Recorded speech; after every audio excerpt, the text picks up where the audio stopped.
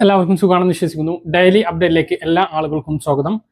നാളെ ജൂൺ 10-ാം തീയതിയും തുറന്നുള്ള ദിവസങ്ങളിലും നിങ്ങൾ ശ്രദ്ധിക്കേണ്ട വളരെ പ്രധാനപ്പെട്ട കാര്യങ്ങളാണ് ഈ ഒരു വീഡിയോയിൽ വ്യക്തമാക്കുന്നത്. വീഡിയോയുടെ വിശദാംശങ്ങളിലേക്ക് കടക്കുന്ന മുമ്പ് കൂടുതൽ ആളുകളിലേക്ക് ഇൻഫർമേഷൻ എത്താൻ ഷെയർ ചെയ്യുക, ലൈക്ക് ചെയ്യുക, ഫേസ്ബുക്കിലൂടെ കാണുന്ന ആളുകൾ ഫോളോ ചെയ്യുക. വീഡിയോയുടെ വിശദമായ വിവരങ്ങളിലേക്ക് വരാം. ഇന്നലെ അർദ്ധരാത്രി മുതൽ സംസ്ഥാനത്ത് ട്രോളിംഗ് നിരോധനം ആരംഭിച്ചു. ജൂലൈ 31 വരെയാണ് ട്രോളിംഗ് നിരോധനം. പരമ്പരാഗത മത്സ്യബന്ധനങ്ങളിൽ ഒഴികെയുള്ള എല്ലാ മത്സ്യയാനങ്ങളിലൂടെയും മത്സ്യബന്ധനം പൂർണ്ണമായും നിരോധിച്ചിട്ടുണ്ട്. പരമ്പരാഗത തോണികളിൽ കടലിൽ പോയി മീൻ പിടിക്കുന്നതിന് വിലക്കില്ല. മത്സ്യത്തൊഴിലാളികൾക്കും അനുബന്ധ തൊഴിലാളികൾക്കും ട്രോളിംഗ് നിരോധന കാലയളവിൽ സൗജന്യ റേഷൻ ഏർപ്പെടുത്തും. കടുത്ത മഴ നാളെയോടുകൂടി കുറയും. മലപ്പുറം, കോഴിക്കോട്, വയനാട്, കണ്ണൂർ, കാസർഗോഡ് ജില്ലകളിൽ നാളെ യെല്ലോ അലർട്ടും ബാക്കിയുള്ള ജില്ലകളിൽ ഗ്രീൻ അലർട്ടുമാണ്. അതേസമയം ഇന്ന് കോഴിക്കോട്, കണ്ണൂർ, കാസർഗോഡ് ജില്ലകളിൽ റെഡ് അലർട്ടിന്റെ സാഹചര്യത്തിൽ വിദ്യാഭ്യാസ സ്ഥാപനങ്ങൾക്ക് അവധി പ്രഖ്യാപിച്ചിരുന്നു.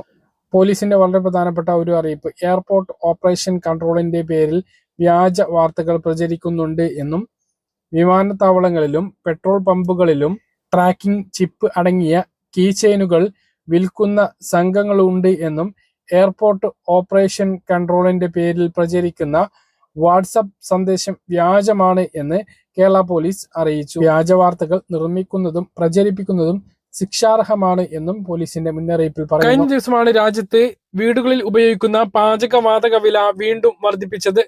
29 രൂപ കൂട്ടി 14 കിലോഗ്രാം തൂക്കം വരുന്ന സിലിണ്ടറിന് കേരളത്തിൽ ശരാശരി വില 951 രൂപ കടന്നിരുന്നു. അതിന് പിന്നാലെ ഇപ്പോൾ കടുത്ത നീക്കവുമായി കേന്ദ്ര സർക്കാർ വീണ്ടും വന്നിരിക്കുകയാണ്. ഉജ്ജൽ യോജന പദ്ധതി പ്രകാരം സബ്സിഡി ലഭിക്കുന്ന സിലിണ്ടറുകളുടെ എണ്ണം 4 വെട്ടിക്കുറച്ചുകൊണ്ടാണ് കേന്ദ്ര സർക്കാരിന്റെ ഈ കടുത്ത തീരുമാനം വന്നിട്ടുള്ളത്. നേരത്തെ നമുക്കറിയാം, UPA സർക്കാർ ഭരിച്ചിരുന്ന കാലത്ത് ഗ്യാസ് സിലിണ്ടറിന്റെ വില 400 രൂപക്ക് താഴെയും എല്ലാവർക്കും സബ്സിഡി ലഭിക്കുന്ന രീതിയിലുമായിരുന്നു. അത് പിന്നീട് നിർത്തലാക്കുകയും രാജ്യത്തെ പാവപ്പെട്ടവർക്ക് സബ്സിഡി പ്രകാരം ഗ്യാസ് സിലിണ്ടറുകൾ നൽകാനാണ് എന്ന് പറയുകയും ഉജ്ജൽ യോജന പദ്ധതി വർഷങ്ങൾക്ക് ശേഷം ആരംഭിക്കുകയും ചെയ്തു. അതിനുശേഷം രാജ്യത്ത് 9 കോടിയോളം ആളുകൾക്കാണ് ഉജ്ജൽ യോജന കണക്ഷൻ ലഭിച്ചത്.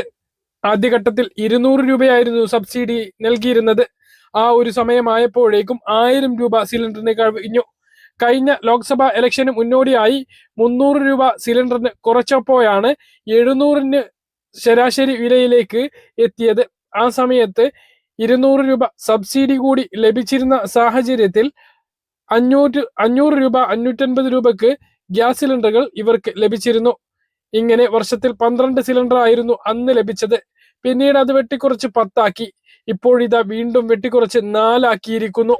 ഇതിനിടയ്ക്ക് സബ്സിഡി 200 രൂപ എന്നുള്ളത് 300 ആക്കുകയും ചെയ്തിരുന്നു. നിലവിൽ 300 രൂപ സബ്സിഡി പ്രകാരം ഇനി 4 സിലിണ്ടറുകൾ മാത്രമാണ് ഉജ്ജൽ യോജന കണക്ഷനുള്ള പാവപ്പെട്ട സ്ത്രീകൾക്ക് ലഭിക്കുക. ഇത് കൂടാതെയുള്ള കർശനമായിട്ടുള്ള നടപടികളും തുടരുകയാണ്. ക്ഷേമ പെൻഷനുമായി ബന്ധപ്പെട്ട ഏറ്റവും പുതിയ അറിയിപ്പുകളാണ് ഈ ഒരു വീഡിയോയിൽ നിങ്ങളുമായിട്ട് പങ്കുവെക്കുന്നത്. ജൂൺ മാസത്തെ വിതരണം ഇനി മസ്റ്ററിംഗ് വരാൻ പോകുന്നു. അതിനു മുമ്പ് നമ്മുടെ സംസ്ഥാനത്ത് നടക്കുന്ന ബജറ്റിൽ പെൻഷൻ വർധനവ് ഉണ്ടാകുമോ? ഇതുമായി ബന്ധപ്പെട്ട വിവരങ്ങളും അതോടൊപ്പം തന്നെ നിർമ്മാണ തൊഴിലാളി പെൻഷൻ, സ്ത്രീ സുരക്ഷാ പെൻഷൻ എന്നീ അറിയിപ്പുകളും. ആദ്യത്തെ അറിയിപ്പ്: സംസ്ഥാനത്ത് സാമൂഹ്യ സുരക്ഷാ ക്ഷേമ പെൻഷൻ കഴിഞ്ഞ 10 വർഷമായി വാർഷിക മസ്റ്ററിംഗിന്റെ അടിസ്ഥാനത്തിലാണ് വിതരണം ചെയ്തുകൊണ്ടിരിക്കുന്നത്. ഒന്നാം പിണറായി സർക്കാരിന്റെ കാലഘട്ടത്തിലാണ് വാർഷിക മസ്റ്ററിംഗ് തുടങ്ങിയത്.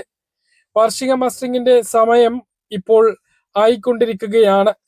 ഈ വർഷം മസ്റ്ററിംഗ് ഉണ്ടാകുമോ എന്നുള്ളത് കാത്തിരുന്ന് കാണേണ്ട കാര്യമാണ്. ആദ്യഘട്ടങ്ങളിൽ വയോജനങ്ങളെയെല്ലാം അക്ഷയ കേന്ദ്രങ്ങളിൽ എത്തിക്കുന്ന രീതിയിലെ അപാകതകൾ ചൂണ്ടിക്കാട്ടി UDF പ്രതിപക്ഷത്തായിരുന്നപ്പോൾ വൻതോതിലുള്ള വിമർശനം ഉന്നയിച്ചിരുന്നു. അതിന്റെ കൂടി അടിസ്ഥാനത്തിലാണ് ക്യാമ്പുകളിലൂടെയുള്ള മസ്റ്ററിങ്ങും വീടുകളിലെത്തിയുള്ള മസ്റ്ററിങ്ങും എല്ലാം പിന്നീട് ആരംഭിച്ചത്. പെൻഷൻ വാങ്ങുന്ന ഓരോ ഗുണഭോക്താവും ജീവിച്ചിരിപ്പുണ്ട് എന്ന് ഉറപ്പിക്കുന്നതിന് വേണ്ടിയാണ് എല്ലാ വർഷവും ക്ഷേമ പെൻഷൻ ഗുണഭോക്താക്കളുടെ വാർഷിക മസ്റ്ററിംഗ് നടത്താറുള്ളത്. ജൂൺ മുതൽ ഓഗസ്റ്റ് വരെയുള്ള സമയങ്ങളിലാണ് സാധാരണഗതിയിൽ മസ്റ്ററിംഗ് നടത്താറുള്ളത്. ചില സാങ്കേതിക കാരണങ്ങളാൽ ചില മാസങ്ങൾ അങ്ങോട്ടോ ഇങ്ങോട്ടോ മാറിപ്പോവാറുണ്ട് എന്നുള്ളത് വാസ്തവമാണ്. നിലവിലെ സാഹചര്യം നമുക്കറിയാം. ഒരു സർക്കാർ മാറി പുതിയൊരു സർക്കാർ വന്ന് ആദ്യ ബജറ്റും മന്ത്രിസഭാ രൂപീകരണവും എല്ലാം നടന്നുകൊണ്ടിരിക്കുന്ന ഒരു സമയമായതുകൊണ്ട് തന്നെ ഈ വർഷത്തെ മസ്റ്ററിംഗ് 2-3 മാസം താമസിക്കാനുള്ള സാധ്യതയുണ്ട്. അതേസമയം വരുമാന സർട്ടിഫിക്കറ്റ് വിവാഹിതയല്ല, പുനർവിവാഹിതയല്ല എന്ന വിധവാ പെൻഷൻ വാങ്ങുന്നവരുടെയും അവിവാഹിത പെൻഷൻ വാങ്ങുന്നവരുടെയും സർട്ടിഫിക്കറ്റുകൾ മാർച്ച് വരെ സമർപ്പിക്കാനുള്ള അവസരം പിന്നീട് അത് ജൂൺ 30 വരെ നീട്ടിയിരുന്നു. ഭൂരിഭാഗം ആളുകളും അന്നെല്ലാം സമർപ്പിച്ചവരാണ്. സമർപ്പിക്കാത്ത ആളുകൾക്ക് ജൂൺ 30 വരെ അതിനുള്ള അവസരമുണ്ട്. ജൂൺ മാസത്തെ ക്ഷേമ പെൻഷൻ 23-ന് കടമെടുപ്പിന് ശേഷമാണ് ഉണ്ടാകുക.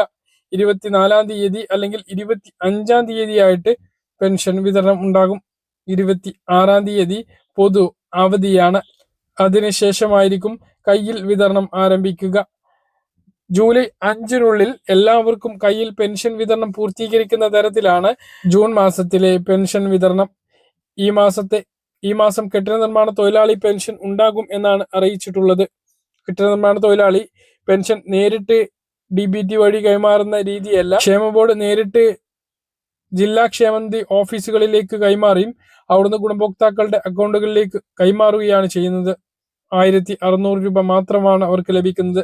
മാത്രമല്ല 15 മാസത്തിലധികം കുടിശ്ശികയും ഉണ്ട്. കഴിഞ്ഞ മാസം കെട്ടിട നിർമ്മാണ തൊഴിലാളി പെൻഷൻ ലഭിച്ചിരുന്നില്ല. പുതിയ സർക്കാർ വന്ന് ഇതിൽ ഇടപെട്ട് ഉടനൊരു നടപടി ഉണ്ടാകും എന്നാണ് പ്രതീക്ഷിക്കുന്നത്. കുടിശ്ശിക ഇലക്ഷന് മുമ്പ് തീർത്ത് നൽകും എന്ന് പിണറായി സർക്കാർ പറഞ്ഞിരുന്നു എങ്കിലും കെട്ടിട നിർമ്മാണ തൊഴിലാളികളോട് മാത്രം ക്രൂരത തുടർന്നു. അത് നൽകാതെയാണ് അവർ ഇറങ്ങിപ്പോയത്. ഇനി പ്രതീക്ഷ പുതിയ സർക്കാരിലാണ്. വലിയ താമസമില്ലാതെ കുടിശ്ശിക മുഴുവനായും കൊടുത്തു തീർക്കണം എന്നുള്ളതാണ് അപേക്ഷ. അതേസമയം സ്ത്രീ സുരക്ഷാ പെൻഷൻ ജൂൺ മാസത്തിൽ ഉണ്ടാകില്ല എന്നുള്ളതാണ് വിവരം. ബജറ്റിൽ ഫണ്ട് വകയിരുത്തിയാൽ അടുത്ത മാസം മുതൽ തുക വിതരണം ഉണ്ടായേക്കും എന്നുള്ളതാണ് അറിയിപ്പ്. തുക മുടങ്ങില്ല, തുടർന്നും വീണ്ടും പദ്ധതി ആരംഭിക്കും എന്നുള്ളതാണ് ഇപ്പോൾ നമുക്ക് അനൗദ്യോഗികമായിട്ട് ലഭിക്കുന്ന വിവരങ്ങൾ. അതുകൊണ്ട് തന്നെ ഇവരൊന്നും ഗുണഭോക്താക്കൾ നിരാശപ്പെടേണ്ടതില്ല. പിണറായി സർക്കാർ മാർച്ച് മാസത്തോടെ നിർത്തിയതാണ് എങ്കിലും പുതിയ സർക്കാർ പദ്ധതി വീണ്ടും ആരംഭിക്കും എന്നുള്ളതാണ് ഏറ്റവും പ്രധാനപ്പെട്ട വിവരം. തുടർച്ചയായിട്ടുള്ള ഇടിവിന് ശേഷം സംസ്ഥാനത്ത് നിന്ന് സ്വർണ്ണവില കൂടി. ഗ്രാമിന് 135 രൂപയും പവന് 1080 രൂപയുമാണ് വർദ്ധിച്ചത്. ഇതോടെ ഒരു പവൻ സ്വർണത്തിന്റെ വില 1,12,320 രൂപയും ഗ്രാമിന് 14,040 രൂപയുമാണ്. പറഞ്ഞ കാര്യങ്ങൾ കൃത്യമായിട്ട് മനസ്സിലാണെന്ന് കരുതുന്നു.